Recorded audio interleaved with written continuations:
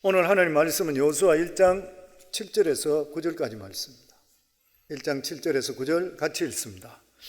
오직 강하고 극히 담대하여 나의 종 모세가 내게 명령한 그 율법을 다 지켜 행하고 우로나 좌로나 치우치지 말라. 그러면 어디로 가든지 형통하리니 이 율법책을 내 입에서 떠나지 말게 하며 주야로 그것을 묵상하여 그 안에 기록된 대로 다 지켜 행하라. 그러면 내 길이 평탄하게 될 것이며 내가 형통하리라. 내가 내게 명령한 것이 아니냐? 강하고 담대하라. 두려워하지 말며 놀라지 말라. 내가 어디로 가든지 내 하나님 여호와가 너와 함께 하느니라 하시니라. 아멘. 오늘 함께 은혜를 나눌 말씀의 제목은 하나님과 동행하는 삶이란 그런 제목입니다. 데니스 레인이라고 하는 세계적인 강해 설교자가 있습니다. 이분은 변호사였었고 그리고 선교사로 있던 그러한 분이었습니다. 그런데 그럼 이분이 그런 이야기를 한 적이 있습니다. 목회자들이 바쁘면 기도를 합니다. 그런데 기도할 때에 하나님과 실제적인 교제의 가장 중요한 하나님께 영광과 찬송과 이런 것들은 빼버리고 실제적인 용건부터 딴 사람을 위해서 성도들이 많으니까 성도들에서 기도를 바로 해버리는 경우가 있습니다.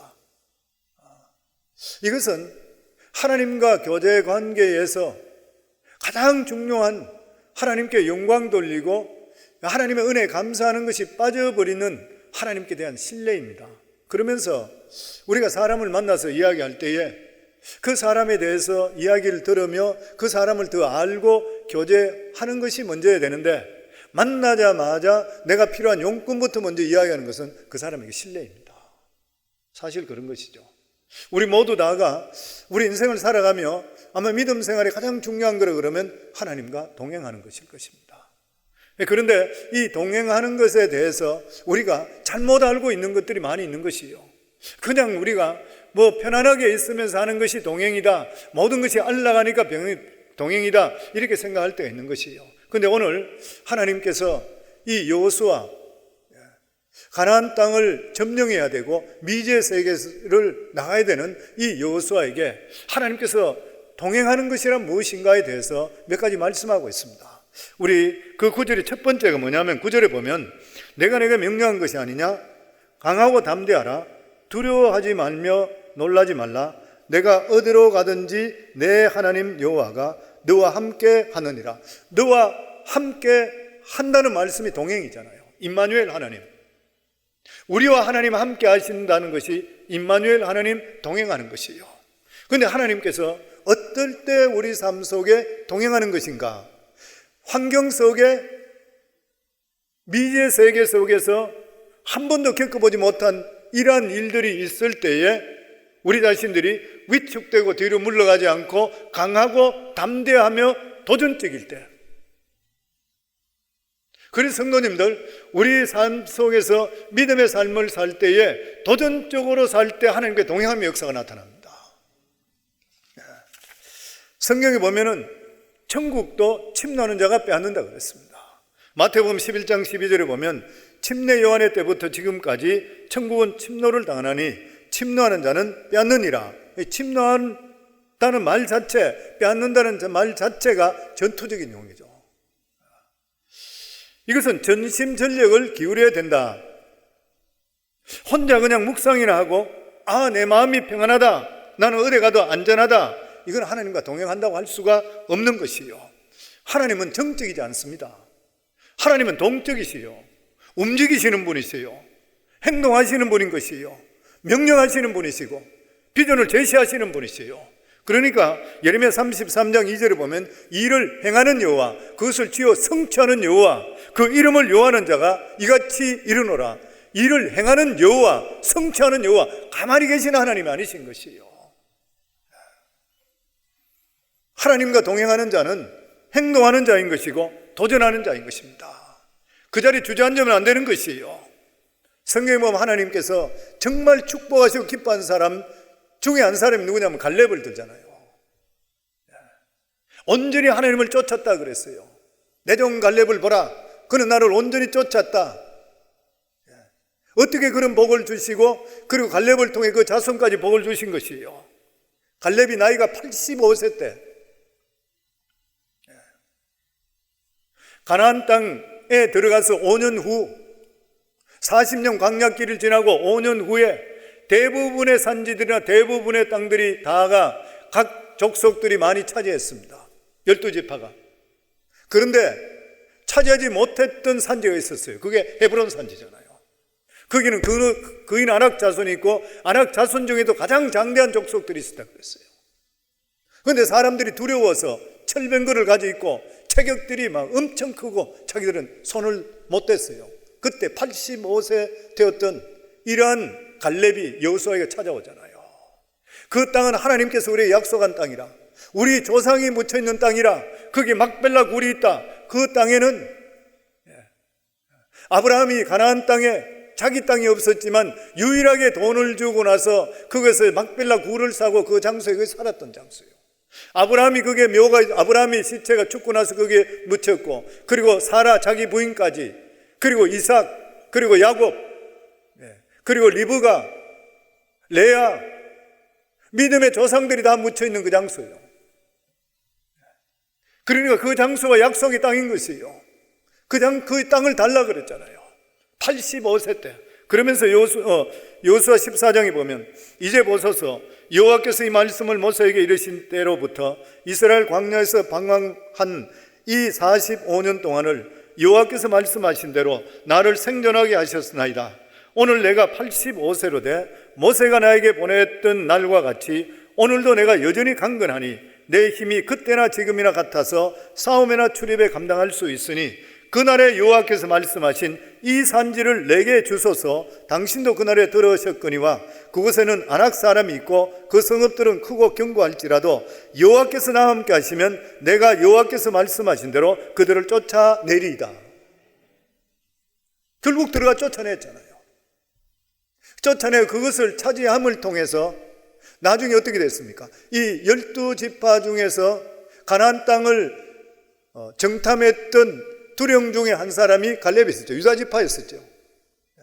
유다지파의 두령으로 갔는데 결과적으로 갈렙이 이 땅을 차지함을 통해 나중에 다윗이 왕으로 설 때에 이 장소에서 헤브론 여기에서 유대 왕으로 처음으로 서게 됐잖아요.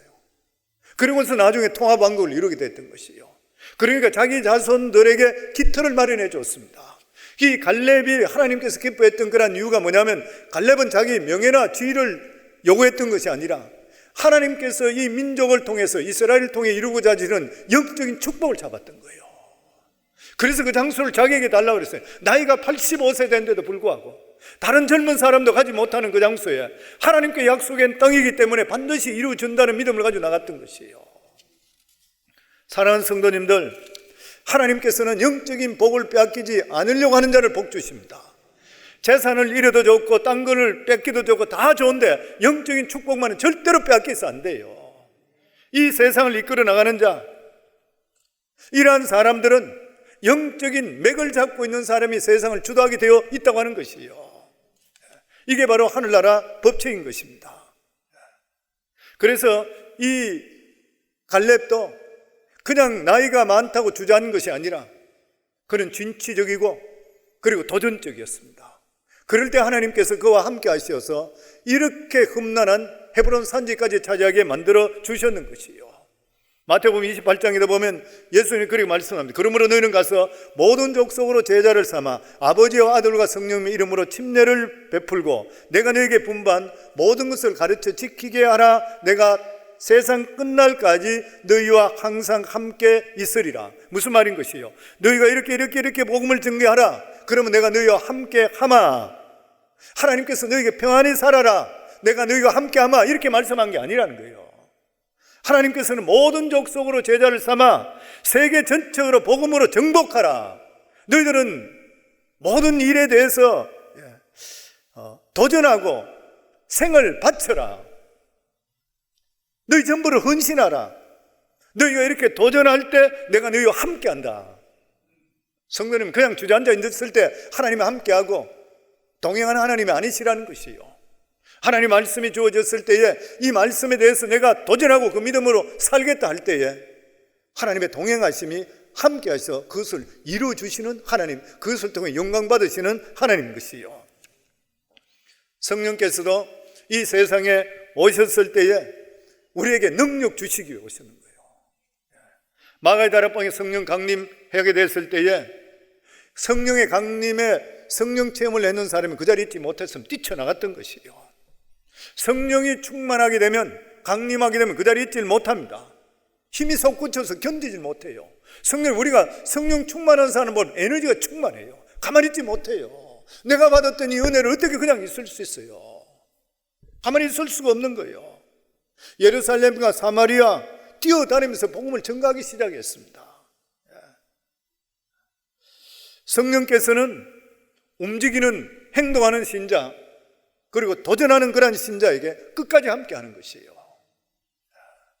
기독교는 정적이지 않습니다. 명상이나 하고 높은 산에 올라가서 사색하는 종교가 절대 아닌 것이에요. 기독교는 도전하는 종교인 것이고, 생동하는 종교, 정복하는 종교, 행동하는 종교, 기독교는 전진하는 그러한 종교인 것이에요. 그래서 산상수훈에 예수님께서 제자들에게 기도에 대해서 말씀하실 때도 행동적이고 진취적인 말씀을 했습니다. 구하라 그래야면 내게 주실 것이요, 찾으라면 그러면 찾아낼 것이요, 문을 두드리라 그래야면 너에게 열릴 것이니. 구하고 찾고 두드리라. 얼마나 이 말씀이 영감이 넘치고 소망이 넘치는 말씀인지 모릅니다. 그래서 이 말씀을 학자가 붙들게 되면 위대한 학문을 낳게 된다 그러죠. 과학자가 붙들게 되면 발견하지 못했던 미제 세계를 발견하게 된다 그래요. 계속적으로 찾고 두드리고, 사업하는 사람이 이 말씀을 잡으면 좌절하지 않고 성공하게 돼 있다 그래요. 이 말씀의 깊이는 말로 할 수가 없는 것이에요. 엄청스러운 축복이 있습니다. 문을 두드리라 그러면 열릴 것이라. 사랑하는 성도님들, 하나님은 살아 계시는 것이요, 이것을 믿으면 두드리셔야 돼요. 아멘. 그러면 축복의 문, 미래의 문, 불가능의 문, 소망의 문이 우리 속에 열릴 줄을 믿습니다. 문은 반드시 열리게 되어 있는 것이에요. 예수님께서는 예수님께 나가는 자마다 거절하지를 않는다 그랬어요. 수고하고 무거운 짐진 자들아 다 내게로 오라, 내가 너희를 쉬게 하리라. 우리 인생의 모든 미래의 해답은 예수님께 있는 것이에요. 예수님께 찾고 두드리기를 주 이름으로 축원합니다. 이게 천국의 원리인 것이에요.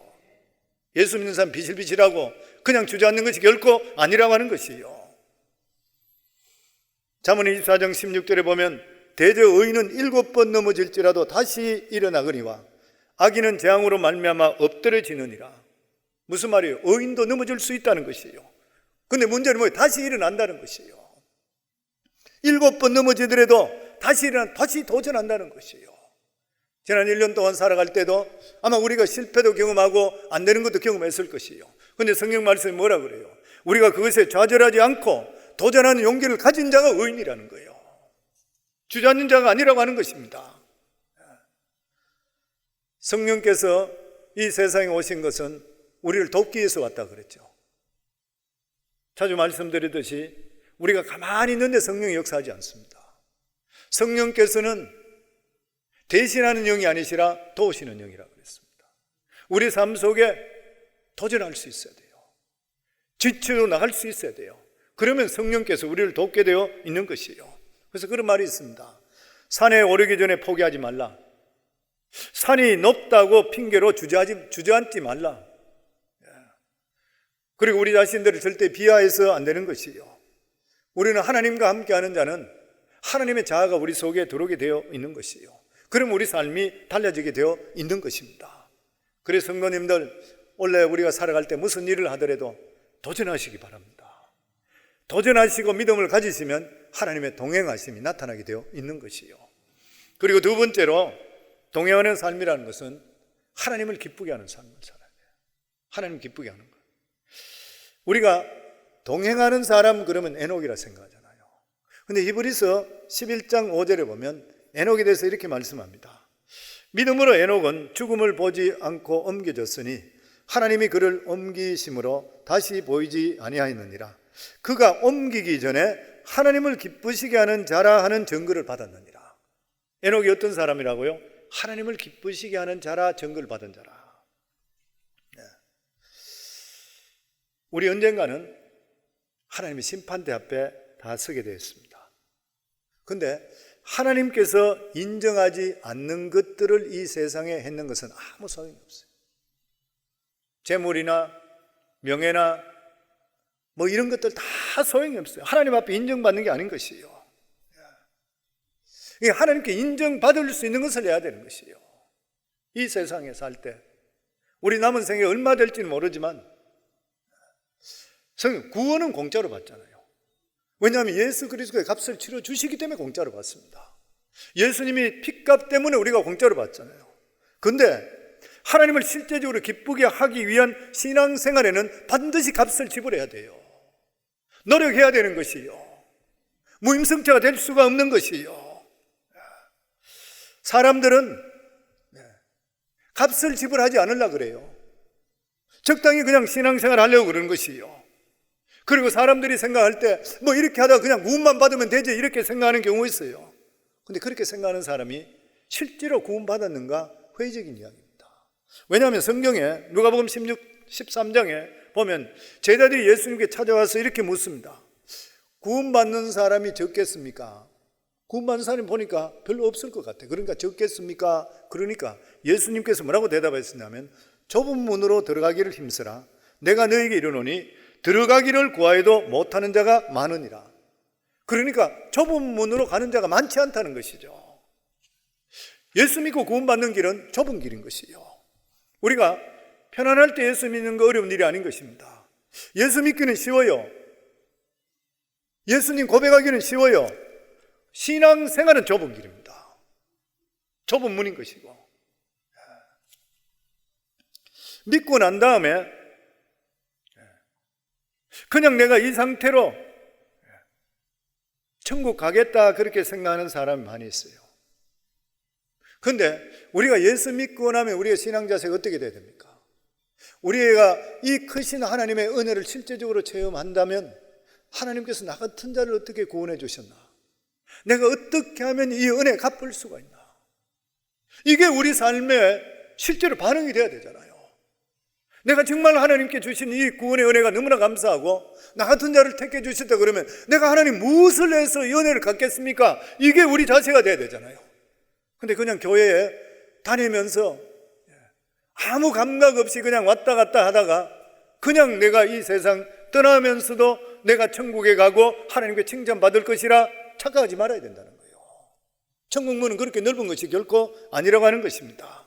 그래서 어떤 분은 그런 이야기 했잖아요. 오늘날 예수 믿는 사람들 보면 이 사람들이 다 천국 간다 그러면 천국은 오염된다 그래요.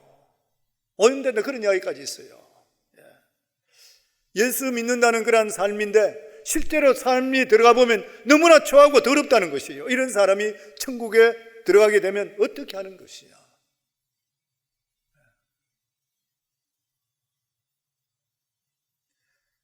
천국에 들어가는 문은 좁고 협착하다 그랬어요. 기독교는 영원한 나라를 향해 달려가는 것입니다. 이 세상에 우리가 살아가는 것은 천국 가기 위한 리허설이죠. 어떤 분은 모 심기 하는 것과 똑같다 그랬습니다. 그 모에 대한 열매는 천국과 거둔다. 그런 말을 하는 것이죠. 자기를 위해 살았던 사람은 하늘나라에 실제로 들어갈 수 있는지 questionable. 그렇다면 우리가 하나님을 기쁘게 하는 삶이 그 중에 가장 중요한 것이 무엇인가? 성경에 보면 예배입니다. 성도는 왜 예배가 중요하냐면은 하나님께서 우리 인간을 만드신 이유가 어디였습니까? 하나님께서 우리를 만드신 것이 하나님 여호와를 찬송하기 위해서 만드셨다 그랬어요. 이사야서 43장 21절에 보면 이 백성은 내가 나를 위하여 지었나니 나를 찬송하게 하려 함이라. 그러니까 우리 삶에 예배라는 것에 대해서 항상 우선이 돼야 돼요. 그런데 어떤 예배? 로마 12장 1절에 보면 그러므로 형제들아 내가 하나님의 모든 자비하심으로 너희를 구하노니 너희 몸을 하나님이 기뻐하시는 거룩한 산 제물로 드리라. 이는 너희가 드릴 영적 예배리라. 너희 몸을 기뻐하시는 거룩한 산 제물로 드리라. 무슨 말이에요? 우리 몸, 그 몸으로 움직이는 모든 것들을 통해 하나님께 영광 돌리라. 그렇다면 오늘 교회 오시면서 운전하신 것 이것도 하나님 영광을 위해서 오셔야 되는 거. 집에서 밥하는 것, 하나님 영광을 위해서 하는 것. 세상은 언젠가는 잠깐 다 지나가는 것이요. 저희들의 삶 속에 범사에 감사하고 찬송하는 것 예배인 것이요. 그 중에 특별히 일정한 장소와 시간을 정해서 드리는 것, 주일 예배를 절대로 등한시 여기서 안 돼요. 더 열심히 하는 사람은 수요 예배, 그리고 새벽 예배, 그리고 금요 기도회까지 이렇게 예배에 충실하고 내 삶을 통해 하나님께 영광 돌려야 돼요. 성경에 에녹을 보면 에녹에 대한 말씀이 그렇게 많이 나와 있지 않습니다. 창세기 보면 꼭 한 절만 나와 있죠. 보면 거기에도 에녹이 보면 하나님과 300년 동안 동행했더라 그렇게 나와 있습니다. 에녹이 대단한 사람, 삼손과 같은 역발상 같은 용기 있고 힘 있는 사람, 위대한 영웅 이런 말이 하나도 없어요. 근데 에녹은 그냥 300년 동안 하나님과 동행했더라. 아주 평범한 그런 사람입니다. 근데 300년 동안 동행하는 게 쉽겠습니까? 이 에녹은 변함이 없었던 그런 사람이에요. 성도님, 우리가 하나님께 예배 드리더라도 변함이 없으셔야 돼요. 믿음의 삶을 사시더라도 변함이 없어야 돼요. 한결같아야 돼요. 우리가 사람 관계도 그렇잖아요. 사람 관계도 신임을 서로 하고 나서 마음을 주는 것은 한결같기 때문에 주는 것이에요. 하나님 관계도 마찬가지로 하나님이 생각할 때에 동행할 수 있는 것은 한결같은 사람이니 그런 거예요. 그래서 여기 비가 오나 눈이 오나 바람이 부나 어떤 경우가 있다 하더라도 한결같았던 에녹. 저희들의 삶도 똑같아요. 우리가 하나님께 예배 드릴 때 한결같은 자세로 나오는 것, 얼마나 귀한 일인지 모르는 것이에요. 보면 저는 우리 성광교회 성도님 다가 하나님 보실 때 한결같다고 인정받으시기를, 그래서 하나님과 동행할 수 있기를 주 이름으로 축원합니다. 그리고 마지막으로 하나님과 동행하는 삶, 어떤 삶인 것인가? 오늘 7절에 보면 오직 강하고 극히 담대하여 나의 종 모세가 내게 명령한 그 율법을 다 지켜 행하고 우로나 좌로나 치우치지 말라. 그리하면 어디로 가든지 형통하리라. 모세에게는 하나님께 능력을 주셨고 여호수아에게는 말씀을 주셨습니다. 모세는 정말 능력의 종이었죠. 근데 여호수아는 모세를 따라다니는 몸종이고 시종이었던 사람, 그는 능력도 아무것도 없었지만 하나님께 그에게 말씀을 주셨던 것이에요. 아주 평범한데 불구하고 말씀을 받았던 여호수아가 약속의 땅을 차지했는 것이에요. 왜냐하면 하나님 말씀을 지키는 것이 하나님과 동행하는 것이기 때문인 것입니다. 누가복음 8장에 보면 씨 뿌리는 비유가 있습니다. 여기 씨라고 말씀하는 것은 하나님의 말씀인 것이죠. 이 하나님의 말씀이 우리 심령 속에 떨어질 때에 우리 심령이 돌바짝 되는 사람도 있고 가시덤불도 있고 옥토도 있다 그랬습니다. 그런데 이 말씀이 떨어지게 되면 능력이 나타나요. 우리 속에 들어오게 되면. 그래서 히브리서 4장 12절에 보면 하나님 말씀은 살았고 활동력, 그러니 운동력이 있어 좌우의 날선 어떤 것보다 리하여 우리 혼과 영과 및 관절과 골수를 찔러 쪼개기까지 한다 그래요. 하나님 말씀이 그런 말씀이에요. 그 하나님 말씀은 살았고 능력이 있습니다. 천지 창조 말씀을 하셨고 예수님을 죽음에서 일으켜 세운 것도 말씀인 것이에요. 말씀에는 능력과 권세가 임하게 되어 있는 것이에요. 이 말씀을 우리가 좋은 마음으로 받아들이게 될 때에 악한 것들이 우리 속에 머물 수가 없는 것이에요. 성경이 뭐라 그랬습니까? 하나님을 우리 아버지라 그랬잖아요. 자비로우신 아버지라 그랬어요. 근데 우리가 이 세상에 살아가다 보면은 염려, 걱정, 무엇을 먹을까, 무엇을 마실까, 무엇을 입을까, 이런 것들이 우리 속에 들어오는 것이에요. 근데 주님께 성경 말씀에 보면 한날 괴로움으로 족하니까 염려하지 말고 감사함으로 하나님께 기도하라 그랬어요. 그런데 성도님들, 이 말씀 모르는 사람 없어요. 근데 이 말씀을 진짜 믿느냐는 거예요. 이 말씀을 진짜 믿으면 능력이 나타나요. 진짜 믿으면 그렇습니다. 왜냐하면 하나님 말씀에 능력이 있기 때문에 그래요. 재물에 대한 탐욕도 하나님 말씀을 믿으면 해방시켜줘요. 말씀에 그 능력이 있기 때문에. 성경이 재물에 뭐라 그랬습니까? 정함이 없는 재물에 소망을 두지 말라. 이 말씀을 내가 믿으면 내 속에 재물에 대한 애착이 떠나가게 돼 있어요. 돈을 사랑하면 일만하게 뿌리가 된다. 여기에 대해서 아멘 하게 될 때에 내가 재물에 대한 탐욕이 줄어들어요, 내 몸속에서. 하나님과 재물을 겸하여 섬기지 못한다. 이 경고를 그대로 받아들이면 재물이 더 이상 내 마음속에 자리를 잡지를 못하는 것이요. 근데 왜 우리가 그렇게 살지를 못하는 것인가? 왜 재물에 대해서 매달리고 염려 걱정에 왜 매달리는 것인가? 우리가 허용하기 때문에 그래요. 그런 것들을 허용하기 때문에 그런 것이에요. 사람들이 생각할 때에 내가 염려 좀 했다고, 돈 좀 사랑했다고, 내가 뭐 좀 세상 사는 거 즐긴다고 뭐 그게 큰 대수겠나? 이렇게 사람들이 생각하는 경우가 많습니다. 근데 문제가 뭐냐면은 그런 것들이 우리 마음속에 뿌리를 내리게 될 때에 하나님의 말씀 듣고 공부했던 이러한 것들이 우리 속에 뿌리를 못 내려요. 세상 것들이 뿌리를 내리면서부터 우리 속에 하나님의 능력의 뿌리가 우리 속에 뿌리를 내릴 수가 없는 것이에요. 그러니까 우리 삶 속에 하나님의 주시는 열매를 맺을 수가 없게 되는 것이에요. 이런 가시 같은 것들이 우리 속에서 계속적으로 저항하기 때문에 그래요. 용납하기 때문에 우리가. 그러니까 결과적으로 어떤 분은 그런 이야기 했습니다. 이런 것들을 우리 마음속에 용납하는 이유가 뭐냐면은 하나님의 권위를 인정하지 않는 불신 교만 때문이라고 했어요. 하나님의 말씀에 갖는 권위를 인정하지를 않는다는 것이에요. 하나님께서 무조건 복종하라, 절대 절명이라 그러면 딴 이유가 있을 수가 없다는 거예요.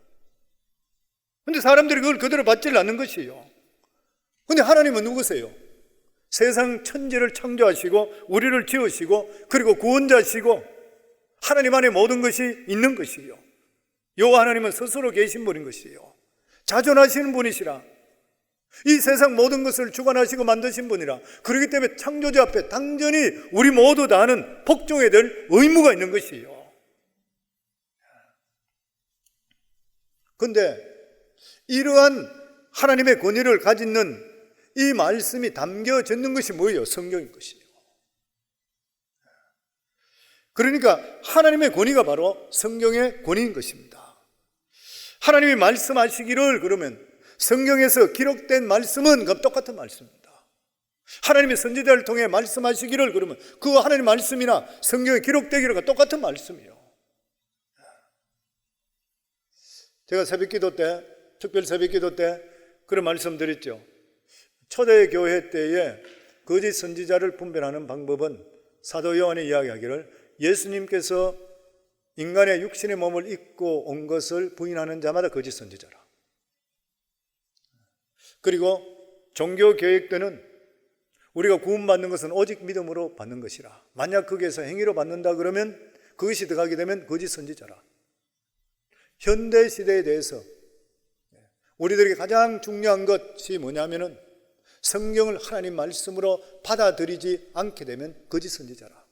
왜 그런 말씀을 하시냐면 오늘날 신학이, 자유주의 신학이 너무나 넘치기 때문에 하나님의 성경의 말씀을 하나님 말씀으로 1.1획도 틀리지 않는 말씀으로 받아들이지 잘 않는 것이에요.